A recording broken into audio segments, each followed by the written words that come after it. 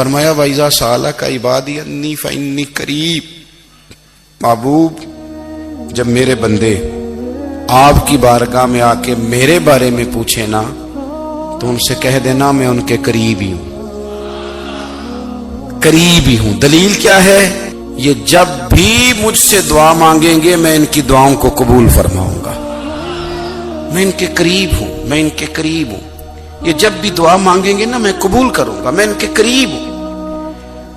اللہ تبارک و تعالیٰ کے بندے اللہ سے محبت کرتے، رب کی بارگاہ میں جھکتے، اس کو اپنے دکھ سناتے، اس کے پیارے محبوب صلی اللہ تعالی علیہ وسلم کا وسیلہ لے کے اس کے حضور حاضر ہو جاتے، پیشانیاں سجدوں سے روشن ہوتی۔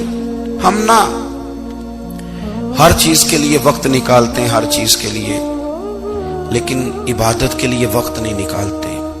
ہر شے آباد ہے، ہر شے، ہماری فیس بک بھی آباد ہے، واٹس ایپ بھی آباد ہے، ہمارے ٹویٹر بھی آباد ہیں، ہماری ہر چیز آباد ہے۔ سب سے کم آباد ہمارا مصلی رہ گیا ہے، سب سے کم۔ وہ لوگ اب ڈھونڈنے سے ملتے ہیں جن کی بغل میں مصلی ہوتا تھا۔ میرے بھائی آپ کتنا کو دنیا کے پیچھے بھاگو گے تھکا دے گی، کتنا دولت کے پیچھے بھاگو گے تھکا دے گی۔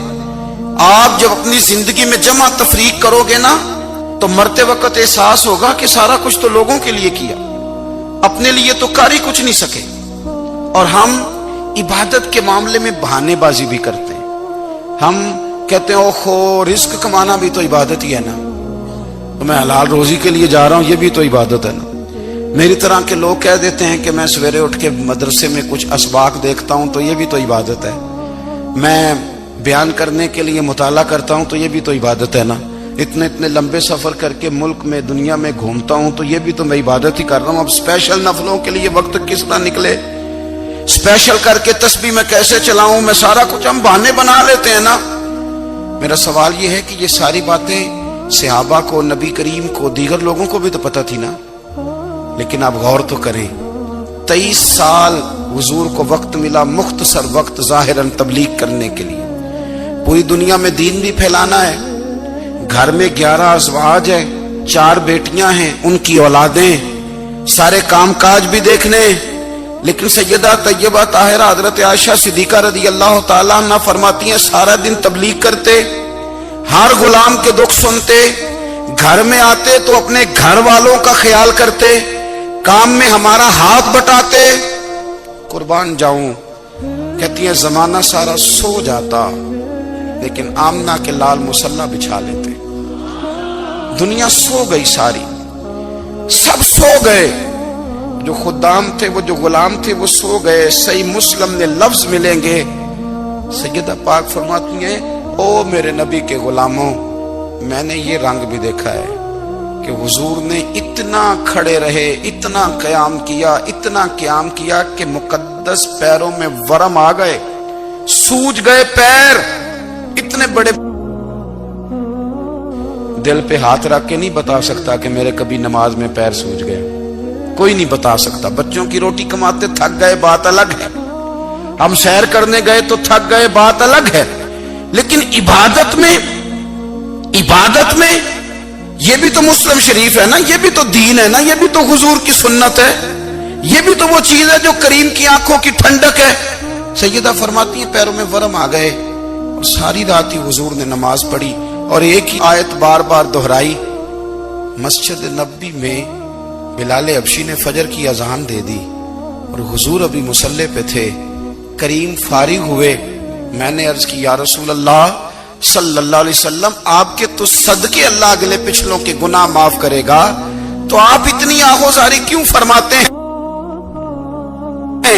آپ تو شفیع ہیں، آپ تو انبیاء کے امام ہیں۔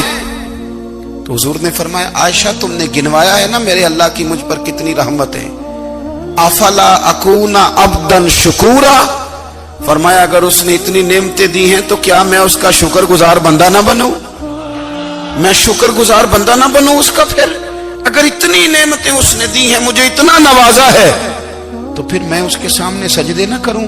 او میرے بھائی، بڑے قابل فخر لوگ ہیں ہم کہ ہم نبی پاک کے غلام ہیں، ہم قابل فخر ہیں کہ نبی کریم کے غلام ہیں، کیا کبھی اس غلامی کے شکرانے میں بھی 2 نفل پڑھے کہ یا اللہ تیرا شکر ہے تو نے ہمیں حضور کا غلام بنایا ہے؟ یاد رکھیں کہ اپنی روحانی زندگی کو آباد کریں، استغفار پڑھیں، تسبیحات کریں۔ حضرت عبداللہ ابن عمر رضی اللہ تعالیٰ عنہ حضرت عمر کے صاحبزادے، مکہ مکرمہ میں ان کی قبر ہے۔ میں نے جب انہیں پڑھا تو مجھے ان سے بڑا پیار ہو گیا، لیکن آپ کو پتہ ہے وہاں جا کے کسی شخص کا مزار تلاش کرنا یا پوچھنا ایک مشکل کام ہوتا ہے۔ تو ایک دفعہ میں مکہ شریف میں حاضر تھا تو ایک گاڑی والا ڈرائیور مجھے کہنے لگا کہ مولانا میں آپ کو جانتا ہوں، مجھے آپ سے محبت ہے، ایک بات بتاؤں آپ کو؟ میں نے کہا بتاؤ۔ کہنے لگے حضرت عبداللہ ابن عمر کی قبر دیکھنی ہے۔ میں نے کہا یہ تو نہیں کہہ رہا، یہ کسی نے بندوبست کرایا ہے، یہ اللہ نے تیرے دل میں بات ڈالی ہے، یہ ہو گیا تو لے چل مجھے۔ حضرت عبداللہ ابن عمر کو نبی پاک نے فرمایا تھا راجل صالح، یہ نیک بندہ ہے، یہ متقی آدمی۔ حضرت عبداللہ ابن عمر رضی اللہ تعالیٰ عنہ سیدنا فاروق اعظم رضی اللہ تعالیٰ عنہ کے صاحبزادے ہیں، اور ان کی ہمشیرہ سیدہ حفصہ رضی اللہ تعالیٰ عنہ حضور کی زوجہ محترمہ۔ ایک دن اپنی ہمشیرہ سے کہنے لگے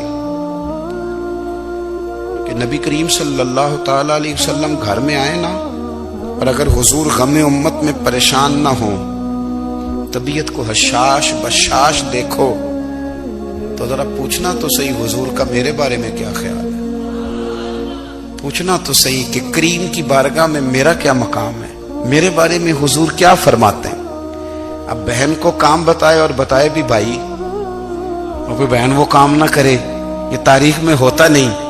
حضرت عمر فاروق رضی اللہ تعالیٰ عنہ کی صاحبزادی ام المومنین رضی اللہ تعالیٰ عنہ فرماتی ہیں کہ میں تو بس منتظر تھی۔ انہوں نے تو کہا تھا نا کہ اگر تم حشاش بشاش دیکھو تو بات کرنا، لیکن حضور تشریف لائے، میری باری تھی، میرے گھر تشریف لائے، کھانا پیش کیا تو فوراً میں نے عرض کی حضور ایک بات پوچھنی تھی۔ تو حضور نے فرمایا پوچھئے۔ میں نے عرض کی حضور میرے بھائی عبداللہ ابن عمر کے بارے میں آپ کا کیا خیال ہے؟ نوجوانوں میری بات پہ غور کرنا، میرے بھائی کے بارے میں آپ کا کیا خیال ہے؟ تو نبی کریم صلی اللہ تعالیٰ علیہ وآلہ وسلم نے میری طرف دیکھا اور پھر حضور زیر لب تھوڑا مسکرائے، اور بریلی کے امام کہتے ہیں کہ حضور مسکرا دیتے تھے نا تو جو بڑا دکھی ہوتا تھا وہ بھی ہنس پڑتا تھا۔ اب سوال پیدا ہوتا تھا کہ پھر تو اس مسکراہٹ کے لیے انتظار کرنا پڑتا ہوگا کئی مہینے کہ حضور مسکرائیں تو رونے والے ہنسیں، تو اعلیٰ حضرت فرماتے نہیں، انتظار نہیں کرنا پڑتا، یہ مسکراتے رہنا تو حضور کی عادت ہے۔ جس کی تسکین سے روتے ہوئے ہنس پڑے اس تبسم کی عادت پہ لاکھوں سلام۔ یعنی یہ تو عادت ہے حضور کی مسکراتے رہنا، اس کے لیے انتظار نہیں کرنا پڑتا۔ بھائیو آپ خیال رکھیں گے، غور کریں گے، حضرت عبداللہ ابن عمر رضی اللہ تعالیٰ عنہ کے بارے میں پوچھا تو سیدہ فرماتی ہیں کہ نبی کریم صلی اللہ تعالیٰ علیہ وسلم نہ زیر لب مسکرائے اور فرمایا حفصہ تیرا بھائی ہے تو اچھا، لیکن میں نے سنا ہے کہ عشاء کی نماز پڑھتا ہے تو فجر تک سویا ہی رہتا ہے۔ او نوجوانوں، 10 بجے تک سونے کی بات نہیں ہوئی، 9 بجے تک سونے کی بات نہیں ہوئی، 11 بجے اٹھنے کی بات نہیں۔ حضور فرمانے لگے میں نے سنا ہے کہ عشاء کی نماز پڑھ کے سو جاتا ہے اور فجر تک سویا ہی رہتا ہے، اسے چاہیے کہ تہجد کے وقت اٹھا کرے، اللہ کی بارگاہ میں حاضر ہوا کرے، آہوزاری کرے، سجدے کرے، عبادت کرے، اٹھتا ہے اور فجر میں جا کے اٹھتا ہے۔